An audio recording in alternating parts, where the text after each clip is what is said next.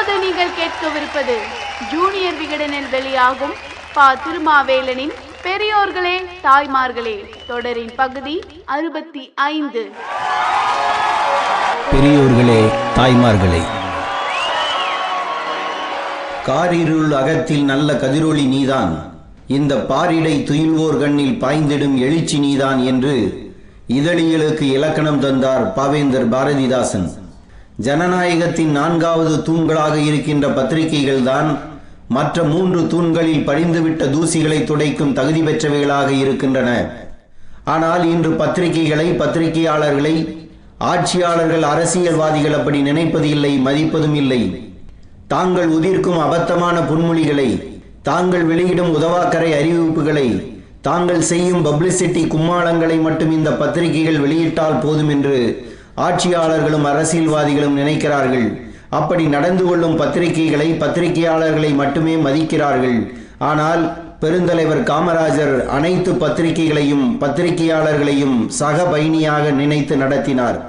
New York Times Anthony Lucas, Blitz K.A. Abbas, Mirror Arjun Dev, Singapore Tamil Murasu Radhakrishnan, Bharatam B.S. Rajagopalan, Mail Ganapathi, Makkal Kural Shanmugavelu மு. Kamarajulu, New Wave Krishmathur, Chakravarthi Iyengar, A.K. Venkatesan, Dinamani A.N. Sivaraman, R. Ramachandra Iyer, Hindu S. Srinivasan, Swadesamitran N.S. Parthasarathy, Navasakthi Sangameswaran, Nava India மு. நமசிவாயம், முருக தனுஷ்கோடி, அருண் என்ற அருணாச்சலம், நா. Krishnamurthy, Dinachudar R. Sankaranarayanan, தினசரி T.S. Chokkalingam, Dinasari T. Sadagopan, Bharata Devi Murugan, Navamani Ramalingam, Alaiosai Narayanan, MP Mani, A. Parasuraman, Janasakthi Aranthai Narayanan, Mail S. Ramanathan, Sunday Times Balu, Navasakthi Sathyamurthy, Savi, Thuglak show, கல்கண்டு தமிழ்வாணன், சிவாஜி ரசிகன் சின்ன அண்ணாமலை,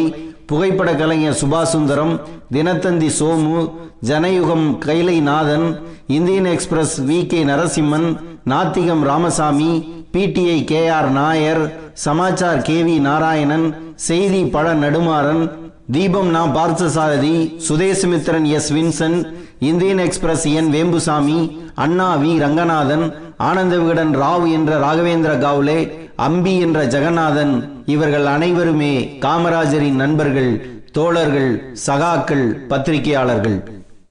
எந்த ஊருக்கு போனாலும் அந்த ஊர் நிருபர்களை அழைத்து அந்த ஊரை பற்றி விசாரிப்பார் காமராஜர். இந்த ஊரில் முக்கியமான பிரச்சனை என்ன என்று கேட்பார். மக்களின் நாடியை பிடித்து பார்க்கிறவர்கள் நீங்கள் தானே என்பார். நீங்கள் எதை பற்றி வேண்டுமானாலும் என்னிடம் கேட்கலாம் என்பார். தமிழ்நாடு காங்கிரஸ் தலைவராக இருந்தபோதும், தமிழ்நாடு முதலமைச்சராக இருக்கும் போதும், அகில இந்திய காங்கிரஸ் தலைவராக இருந்தபோதும் எப்போதும் நிருபர்கள் சந்திப்பை காமராஜ் தவிர்க்கவே இல்லை.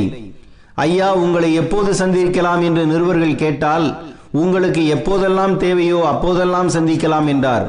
நிருபர்கள் கூடியதும் தான் தெரிந்து கொள்ள வேண்டியவற்றை அவர்களிடம் கேட்டுவிட்டு பிறகுதான் பேட்டியை தொடங்குவார். நிருபர்கள் கேட்கும் எல்லா கேள்விகளுக்கும் பதில் சொல்வார். இறுதியில் எதையெல்லாம் போட வேண்டாம் என்று நினைக்கிறாரோ அதை சொல்லி இதையெல்லாம் பிரசுரிக்க வேண்டாம் என்பார். இதெல்லாம் நீங்கள் தெரிஞ்சிக்க வேண்டிய விஷயங்கள் என்பதற்காக சொன்னேன், பிரசுரிப்பதற்காக அல்ல என்பார். 1 மணி நேரத்துக்கு மேல் நிருபர்களிடம் பேசிவிட்டு இதில் எதையுமே போட வேண்டாம் என்றும் சொல்லியிருக்கிறார். வெளியிட வேண்டாம் என்று காமராஜர் சொன்ன செய்திகள் சில டெல்லி பத்திரிகைகளில் வெளியாகிவிட்டன. சென்னை நிருபரின் அண்ணன் டெல்லியில் இருந்தார். அவர் மூலமாக போயிருக்கும் என்று காமராஜர் சந்தேகப்பட்டார். அதுதான் உண்மை. அடுத்த நிருபர்கள் கூட்டத்தில் அந்த நிருபரை அழைத்து, உங்களிடம் நேர்மை இல்லை, அதனால் நீங்கள் வெளியேறிவிடுங்கள் என்று காமராஜர் சொன்னார். எல்லா நிருபர்களையும் பெயர் சொல்லி அழைப்பார். நிருபர்கள் தங்களை அறிமுகம் செய்ய பெயரை சொன்னால், உன்னை தெரியும், உட்கார், வந்த விஷயத்தை சொல்லு என்பார். சுற்றுப்பயணங்களின் போது நிருபர்களை உடன் அழைத்து செல்வார். அவர்கள் சாப்பிட்டார்களா, படுக்க சரியாக இடம் இருக்கிறதா என்று நேரடியாக பார்ப்பார். ஒரு நிகழ்ச்சி முடிந்ததும் ஒரு நிருபர் சாப்பிடாமல் செய்தி கொடுக்க போய்விட்டார். அவரை காணோம் என்று துடித்து விட்டார் காமராஜர். ஒரு தமிழ் நிருபரை திருவனந்தபுரத்தில் பார்த்தார். விமானத்தில் தன்னோடு அழைத்து வந்து விட்டார். தான் பேசப்போன கூட்டத்துக்கு அருகில் எதிர்க்கட்சியின் கூட்டம் நடப்பதை பார்த்து கூட்ட அமைப்பாளரிடம் கோபப்பட்டு, இங்கு பேச மாட்டேன் என்று கோபமாகி காரில் கிளம்பிய காமராஜர் அந்த இடத்தில் நிருபர் ஒருவர் நிற்பதை பார்த்து வண்டியில ஏறிக்க என்று சொல்லி ஏற்றிக்கொண்டார். கோபம் வந்தால் அவர் அருகில் யாரும் போக மாட்டார்கள். ஆனால் அந்த கோபத்திலும் நிருபரை தனது காரில் ஏற்றி கொண்டவர் அவர். காசா சுப்பாராவ் என்ற நிருபர் பிரிட்டன் போய்விட்டு வந்தார். நிருபர் கூட்டத்தில் அவரை பார்த்த காமராஜர், பிரிட்டன்ல அரசியல் எப்படி இருக்கு, தேர்தல் எப்படி நடத்துறாங்கன்னு சொல்லுங்க கேட்போம் என்றார். நிருபர்களோடு அவரும் உட்கார்ந்து கேட்டார். சுப்பாராவ் சொல்லி முடித்த பிறகுதான் பேட்டி ஆரம்பமானது. மயிலை நாதன் காமராஜரை மிக கடுமையாக விமர்சித்து எழுதிவிட்டார். பிறகு மயிலை நாதன் காமராஜரை போய் பார்த்தார். அப்படி ஒரு சம்பவமே நடக்காதது மாதிரி பேசினார் காமராஜர். ஜனசக்தி இதழில் எரிமலை என்ற தலைப்பில் காமராஜரை கிழித்து தொங்கவிட்டுக் கொண்டிருந்தார் அரந்தை நாராயணன். கம்யூனிஸ்ட் தலைவர் பாலதண்டாயுதம் காமராஜரை சந்திக்க சென்றபோது அரந்தை நாராயணனை அறிமுகம் செய்து வைத்தார். தெரியுமே, எரிமலையை படிக்கிறேனே என்றார் காமராஜர். எவரையும் பொசுக்கும் அரந்தையின் பேனா நான் தலைகுனிந்து நின்றேன் என்று எழுதியது. இவ்வளவு நட்பு பாராட்டியதற்கு காரணம் அவர்களை வைத்து தனக்கு சாதகமான செய்தி போடுவதற்கு அல்ல. கோவில்பட்டியில் இருந்து திருநெல்வேலி போகும்போது பள்ளத்தில் கார் உருண்டு காமராஜருக்கு பயங்கர காயம், ரத்தம் ஒழுகியது. லேசாக நினைவு திரும்பியதும் தென்னகம் ஜி ஆனந்தனை அழைத்து இந்த விபத்து செய்தியை பெருசா போடாத என்ன என்றார். காமராஜர் போபால் வருகிறார் என்பதை தெரிந்து கொண்டு மெயில் இதழில் அவரை பாராட்டி எழுதினார் கணபதி.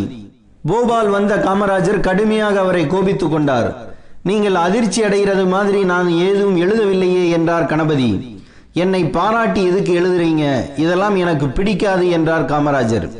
குமுதம் தொடருக்காக ஆசிரியர் SAP அண்ணாமலையும் பத்திரிகையாளர் மு நமச்சிவாயமும் சந்தித்த போது என்னை பெருமைப்படுத்தி எழுதுவதற்காக மற்றவர்களை சிறுமைப்படுத்தி எழுதிவிடக் கூடாது என்று கட்டளையிட்டார் காமராஜர்.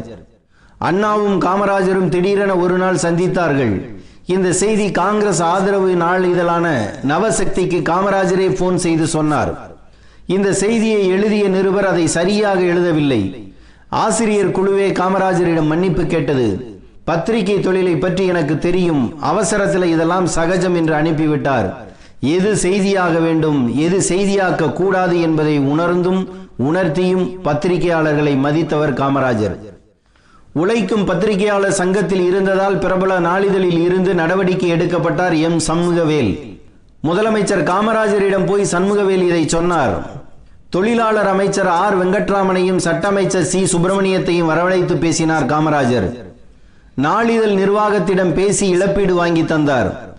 தொழிலாளர் போராட்டம் காரணமாக பல்வேறு பத்திரிகைகளில் இருந்து விலகிய பத்திரிகையாளர்கள் சேர்ந்து கூட்டுறவு சங்கம் தொடங்கி அதன் மூலமாக நவமணி என்ற நாளிதழை தொடங்கினார்கள். அவர்களுக்கு பல உதவிகள் செய்தவர் காமராஜர்.